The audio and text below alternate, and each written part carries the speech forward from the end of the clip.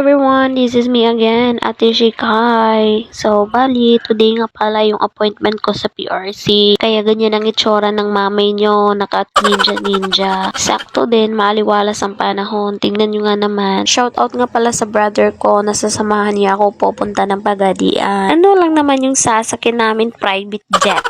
Ay hindi, magmumotor lang po kami. At dahil alam kong madali lang akong mabinat, lalo sa pag ganitong malayo ang biyahe, kaya yan, bumuli muna ako ng Flana para sure na hindi mabibinat ang mami. Sa daan, may makikita kayong mga magagandang tanawin, mga struktura ng mga bulubunduki, napakaganda. At naku naman, nasa kalagitnaan kami ng pagbabiyahe namin, biglang bumuhos ng ulan. Sobrang lakas ng buhos ng ulan, kaya ayan, ang Ate Shikay niyo at ang Tito Wapo niyo ay nagpahinga muna sa daan. Sumisilong muna kami dito sa barangay hall ng Pulacan.